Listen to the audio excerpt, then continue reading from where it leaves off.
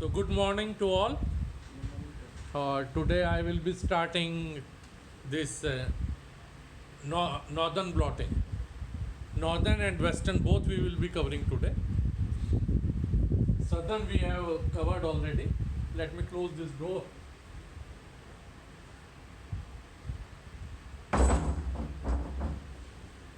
So it is western blotting. Sorry, northern blotting.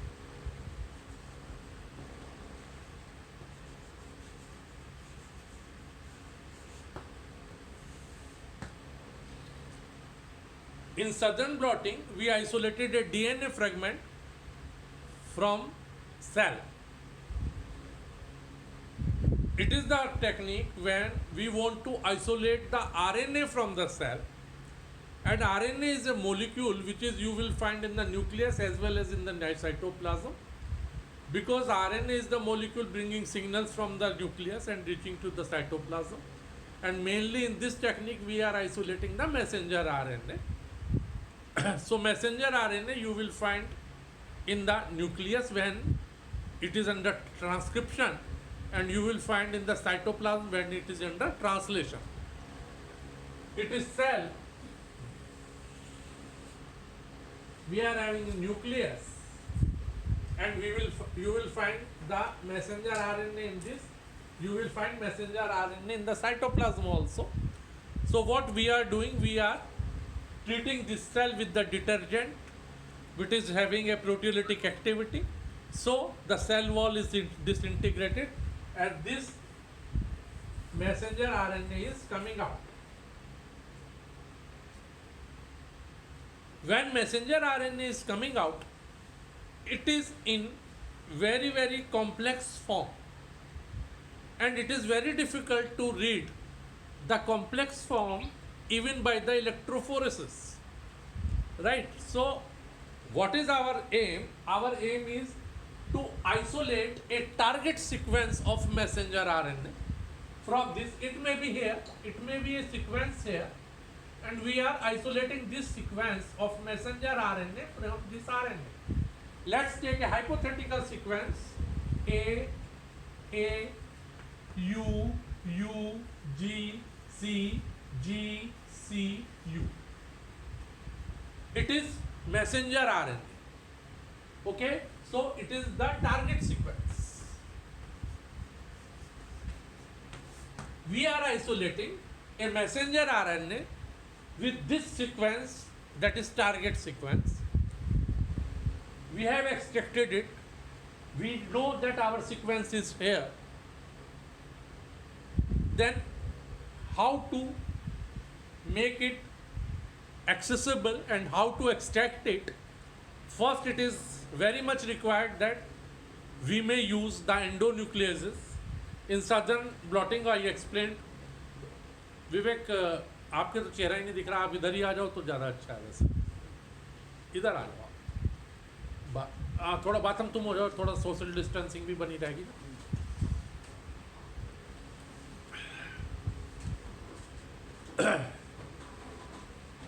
So we are using a endonuclease. Endonuclease I explained you. Endonucleases are like the scissors, and they are cutting the molecule in between. Exonuclease on terminals, endonuclease in between the.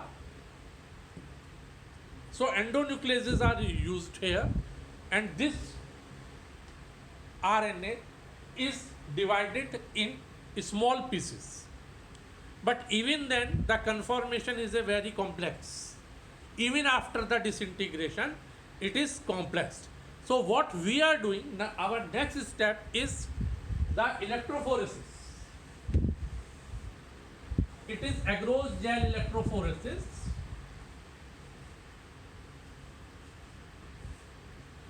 This technique is very much similar to the southern blotting.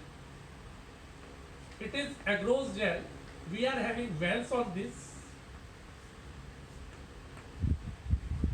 But to make it straighten, we are adding a little bit formaldehyde in this gel.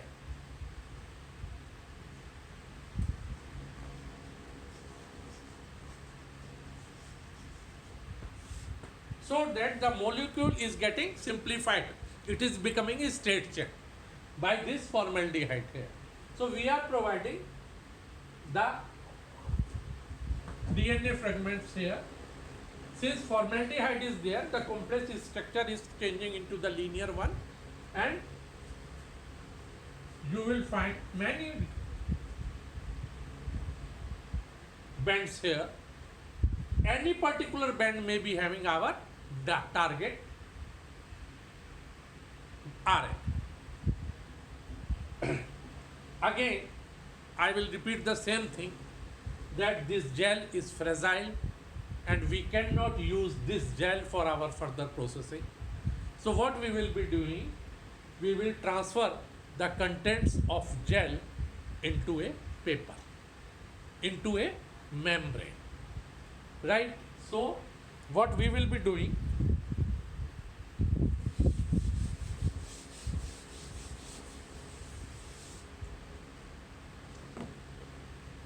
we are taking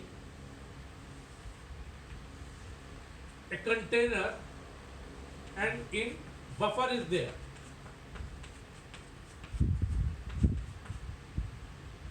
And we are placing a foam sponge piece in this. It is a sponge.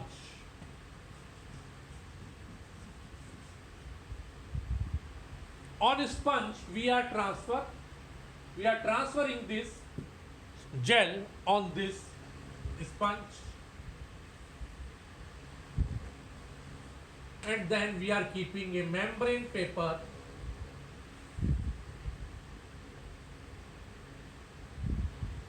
this paper is amino benzoxy methyl paper, amino benzoxy methyl membrane or paper.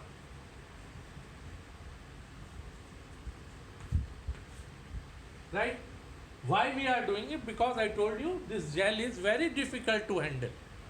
So that's why we are transferring the gel content on this paper by this. On this gel we have placed the ABM membrane, and on membrane we are placing some paper towels, and on paper towels we are keeping a weight. Okay, it is the weight and the sponge is there. So what will happen? When the weight will be applying, the capillary action of the sponge will start and the buffer will start moving. So what will happen, that the buffer will transfer the contents of the gel onto paper, and this paper is impermeable for the nucleotides. That's why the nucleotides cannot cross the ABM paper and they will stick to it. So all the contents of this gel are shifted to ABM membrane. So now we are having a much easier surface to handle it. We are having a much, you can say, non-fragile mold surface to handle it.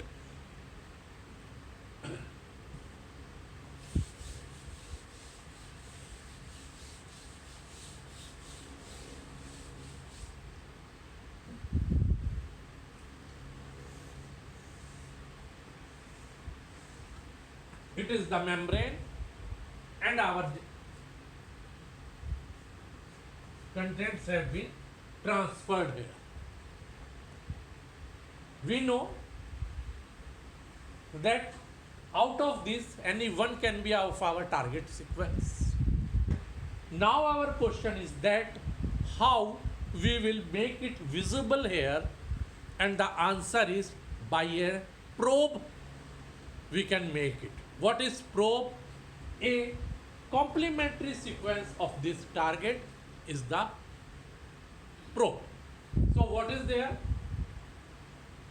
U, A, C, G, A. It is the probe.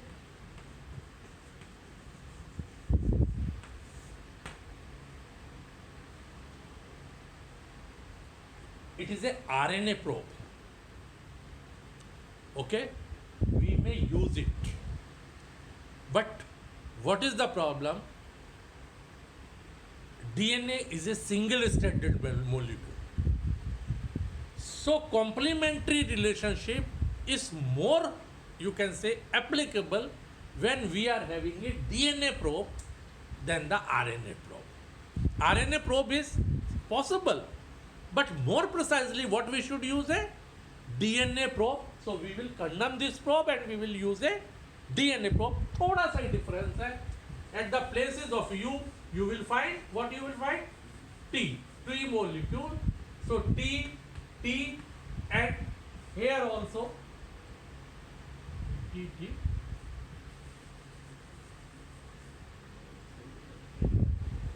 Okay. Okay. So it is the DNA probe now. It is a DNA probe. One thing I want to tell you, we use in this the amino-benzoxy-methyl paper.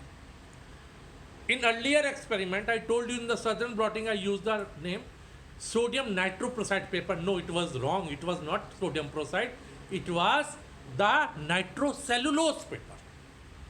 Even in southern blotting, our term will be nitrocellulose. I missed that and I used the term nitroprusside. No, it is not nitroprusside paper. It is nitrocellulose paper.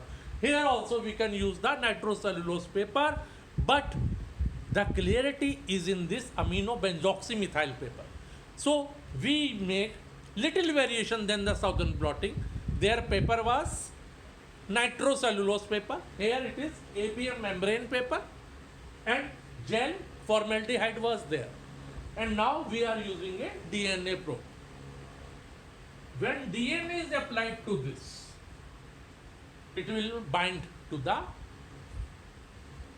desired sequence. But if you want to see it, if you want to visualize it, because you cannot see by your naked eye what is happening here, so what you will do, you will make the phosphorus of these contents as the radioactive molecule. When we are talking about A, what is the meaning of A? A deoxyribose molecule, adenine is there and 3 phosphates are there. ATP, 3 phosphates are there. So these phosphates are negatively charged, and that's why the molecule of DNA is negatively charged because of this phosphorus. We will make P32 instead of P30. You know the molecular weight of P is 30, but we are using here P32, which is a radioactive phosphorus. When we are using the radioactive phosphorus in this probe, then our target will be visualized in dark room, because it is radioactive substance and it will be visualized in the dark room. Then it is easy in the dark room to isolate our target. So our RNA has been isolated.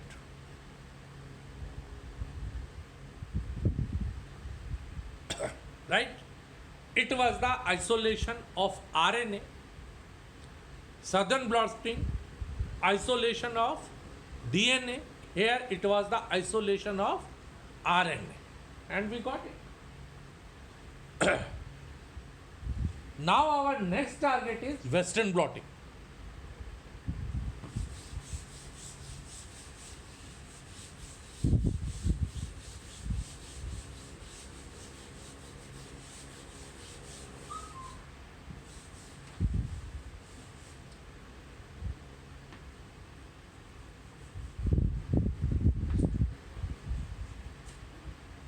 Western blotting. I explained to you that these names are not as per the direction, though it appeared like south, east, west like that, but it is not as per the direction. The name Southern came, that it was the name of a scientist, Southern, and because it was Southern, now we are having the Western, we are having the Northern, like that. It is a system. So Western name as per direction, but Southern was not per as direction, and since it was Southern, they made the Northern and Western. So now it is the Western blotting, and our purpose is to isolate a protein from the cell. Even the nanograms of the protein can be isolated by Western blotting. Protein isolation. There are many methods to isolate proteins, but it is more practical, it is more precise, and very good method. The study of enzymes, the study of protein, you can say always the interest of the biochemistry people. And secondly, you understand that when you isolate a protein or enzyme, you should be very cautious about the temperature. Why? Because there is a chance that a protein molecule will get deactivated or denatured in the room temperature. So when we are doing by the traditional methods, we were using the pre-chilled mortar and pestle, pre-chilled mixer, right? So mixer we were not using, even if it is pre-chilled, we were using a mortar and pestle. And even in our electrophoresis, we were making a gel very cool at 0 degree centigrade. We were doing the things. So here also, now thing is that how the proteins are extracted from the cells. Crush the cells in pre-chilled mortar and pestle, low temperature, and centrifuge it in cooling ultra centrifuge machine, low temperature, even minus temperature is used. Centrifuge is the debris discard and supernatant, you are having your proteins. Okay, earlier what we were doing? We were doing ammonium sulfate fractionation for the proteins. Stepwise we were adding the ammonium sulfate and our proteins was getting precipitated in the solution by the ammonium sulfate. But here the method is different. So what we are using? We are using a supernatant portion of our centrifuge machine, and we will do further experiment by the supernatants. So what we are doing?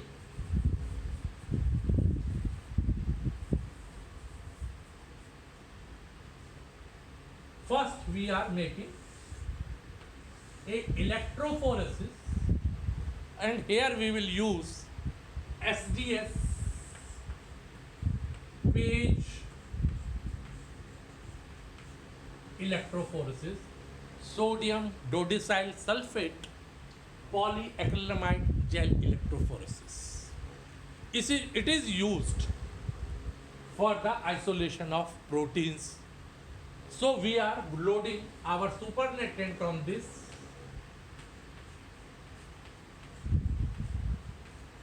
and we are getting the bands of the proteins. Okay? Anyone can have our desired protein. Here also the same problem. I want to emphasize here one point. The agarose gel is comparatively a simple molecule and a simple electrophoresis. Okay, because it is a cross-linking molecule. But SDS page is charged, you can say gel, charged gel, and it is separating the proteins by 3 factors, and they are: first, charge; second, size; third, mass. So these are 3 parameters on which the proteins are separated.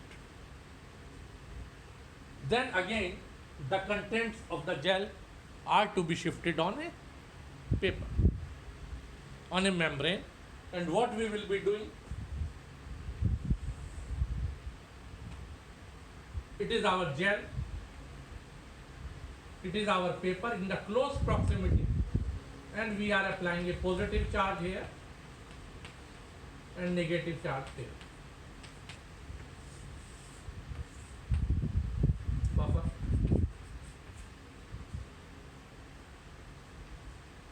So the contents of this SDS page are shifted to a membrane. Simple thing, as in the southern blotting and northern blotting. The rest of the things are not so simpler.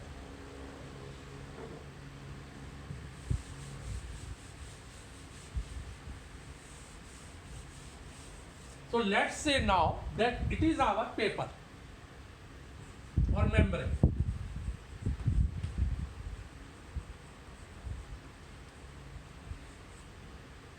Okay? So what we will be doing, and we are having our protein in it. So what we will be doing, we will apply a pre-structured antibody. Pre-structured means the artificially created antibody as per our protein. It is the primary antibody.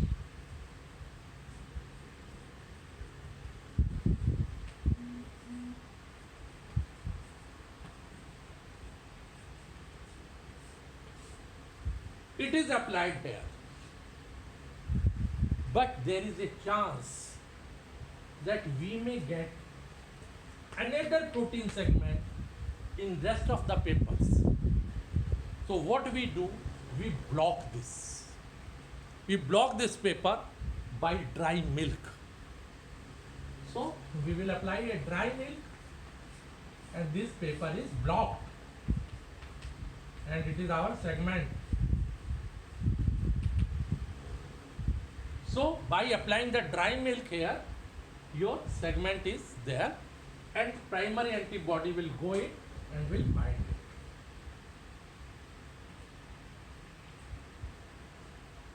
it. Okay? Primary antibody is good detector, but it is not reporter. Visualize nahi hogi. It is not reporter.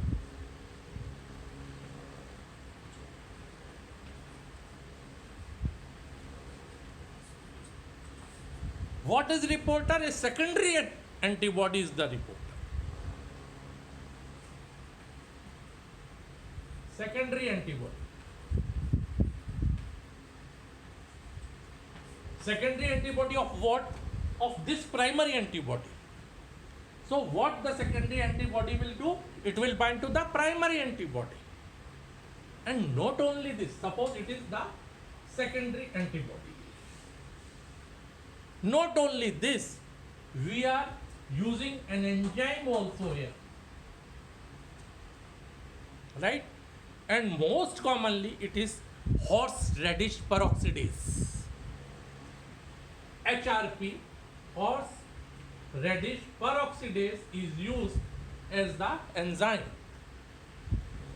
So this enzyme will catalyze a reaction where we will form a product here which is emitting light, and light is always an alarming signal.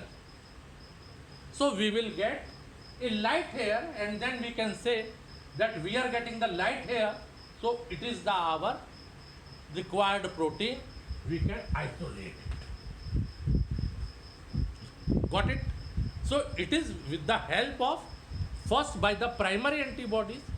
And it is not the thing that you will apply directly the secondary antibody. No, because for the action of secondary antibody, you need a primary antibody. So the binding to the target protein is the object of the primary antibody.